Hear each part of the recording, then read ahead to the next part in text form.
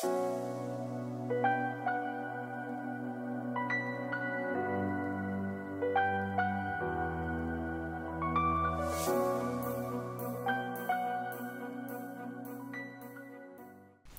up everyone, this is Donnie aka Elevated with DotaAlchemy.com, and today's video is going to be one of those philosophical ones that you guys have been requesting. And I'm making this video because I just had a very interesting experience in a pub recently. It's not a positive one, but it was very interesting when I had stopped and kind of thought about it. And so I just wanted to talk about it with you guys and pose the question to see what you all think about this particular issue in the game of Dota 2. So let's just get into it. Two heroes on our team had apparently an entirely different feel and idea of how this game was going. And that's where the problem arises, and where most problems in Dota seem to arise, is the different interpretations of the same scenario by different people on the same team who are trying to coordinate to end the game. During the strongest part of the game for our team, these two other players are feeling like they are super far behind and they lost their lanes and they needed to just farm the jungle to get back into the game. And this is something that I've kind of talked about before as far as the importance of looking for opportunities and playing aggressively and trying to push the game forward as opposed to just playing reactively and trying to like sit back and hope that your enemy makes mistakes or that you're able to somehow out-farm them on a smaller part of the map than they have access to. And that's why I think that this sort of defensive way of playing the game is something that we don't really see anymore. For a long time, the professional scene was a very sort of like passive 4 protect 1, and then people started getting aggressive with those 4 and the 1 started having more success. And then obviously in the new iteration of teams and the Dota that we're seeing played in the professional scene now, it primarily centers around aggression, because people realize that if you can force other teams to play the way that you want to play, you usually can win the game much easier, much faster, because this way you get to be the one that says, okay, we're fighting now, and we get to make the decision where we fight and what objectives are at risk. That's the whole point of Dota, is to make the other team uncomfortable and take bad fights and be behind and not have anywhere to farm. That's just the way that Dota is played now. People have sort of evolved their way of playing Dota. It no longer is just, I pick 5 heroes, those 5 heroes farm until a arbitrary point in time, and then the 5 heroes slam together in the middle and create a giant supernova of chaos, and whichever team happened to farm better or have the better draft wins the game. This game, as an example, we had 2 very different interpretations of the scenario.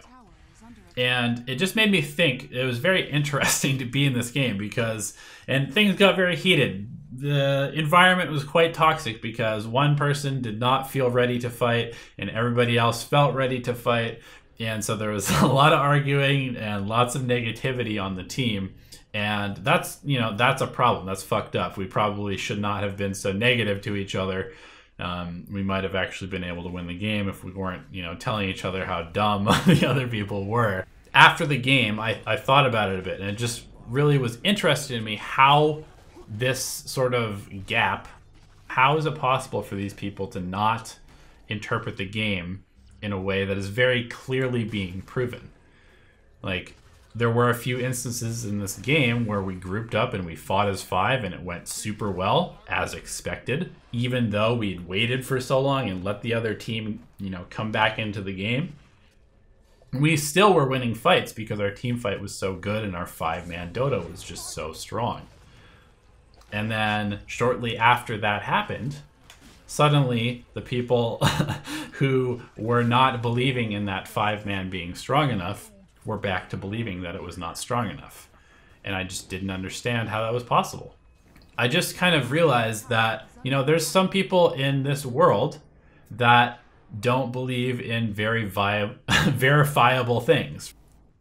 And it just kind of got me thinking that there's just some people that don't believe in certain things and they just take a hard stance on that. And maybe it's just because they perceive the world in a different way. Who knows? Like, if you were to try to describe the color blue to somebody who could not see the color blue, would that be possible? If you were to describe the game of Dota to somebody who had no concept of what a video game is, would that be possible? I don't know. I really don't know if those things are possible. And so maybe some people literally just perceive the game totally differently, and it creates friction. You know, there's no way around it. It just creates friction because, especially when there's something at stake, like winning a game, investing your time to win MMR and, you know, win this game that you care about, it's going to create friction. And that's why sometimes it's just better to completely do suboptimal things in pubs. This is something that I've talked about a lot, is that most of us take our knowledge from the professional scene. We look at pro games, and that is where we learn how to play the game. That's how we get into Dota. You know, the games are awesome. There's really high skill plays happening. We're like, oh, we want to do that too. It's just not the same game. It's just not. There is no coordination. There's no practiced coordination between teammates in a solo queue pub. Even with good communication, you will never be as coordinated as a professional team that practices together and communicates together and works together for months or years at a time. And so when you go into a solo queue game expecting to play the game that you've been watching, you are deluding yourself. You are deluding yourself to the actual facts of the environment that you're playing in. And so sometimes you need to do really suboptimal things. You cannot just go super poverty mode support, because there will be moments when your team does not seize an advantage that you have. And if you completely cripple yourself by only buying wards and putting the best vision ever and having all the detection ever, but you cannot actually contribute anything other than that to the game, you're probably not going to win. That's why just farming and ignoring your team and just free farming the lane and then never TPing to a fight and just expecting yourself to be able to carry against a team that's been feeding off of your team for the entire game is delusional. There's so many people that blame their team for being bad. And yeah, maybe their team was bad. Maybe their team was feeding a lot. But maybe this person who's blaming their team should have actually showed up for the fights and helped his team win those fights. And even if you didn't win them all, at the very least, your team sees you as part of the team, and they are willing to play with you slightly more than if you just completely ignore them and never help them at all. That's why things like very basic levels of communication are super important. Telling people when you don't have mana. Maybe making an early rotation that's suboptimal to keep one of your teammates alive because it will keep their psyche from being crushed. I can tell you that I've definitely played some games where our mid laner was getting owned and it wasn't my job as the carry to come mid and help, because I was totally dominating my lane. I was in the process of pushing their tower, but my mid was getting dove for the third time, and I made the TP, and I turned around the fight, and as a result, the mid laner was fairly positive after that, and stopped complaining, and wanted to play with me, and win the game with me. And I've also been on the opposite scenario where I'm having a absolutely perfect game as a carry. And my mid laner dies a couple times and the mid laner snaps and they just throw the game on purpose. Or they stop trying. And so maybe if I had just had a slightly less perfect game but helped them through their difficulty, then the outcome would have been different. Dota is a game where the power of empathy for other people is the most valuable quality that you can have as a player in their matchmaking environment. If you can empathize with the players on your team, you can understand, oh, they're having a bad game. This hero on the other team is making their game hard. They just are pressured by the circumstances, which is something that I'm not experiencing because I don't feel pressured.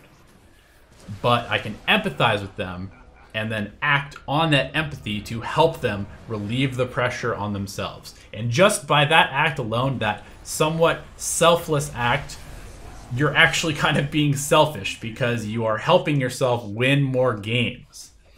And that's what's missing in solo queue Dota 2. People have no empathy for each other. And it's understandable. We're playing a video game, we're playing with random people, and we're expecting one experience and having a different one. So it's expected. I'm not surprised that most of us have these bad experiences. And I'm not surprised that most of us have toxicity and have reacted toxically to these situations, because it can literally feel like people on your team are trying to lose the game. It can feel like they are actively trying to lose the game because they have a different perception than you, and you are not empathizing with them, and you are not trying to see the game from their perspective. And yeah, sometimes people just get unreasonably angry. That happens. There will be some games where you try to help your teammates out, and they just continue to spiral down this endless black hole of anger and tilt, and that game will be over. But there's really something to be said about just taking a step back from the game that you're playing and playing it your way, and just trying to understand how the other 4 people on your team might be experiencing that same game. I'm not saying that you need to just blindly do what they need you to do. I'm just saying that it's really important to have a little bit of perspective.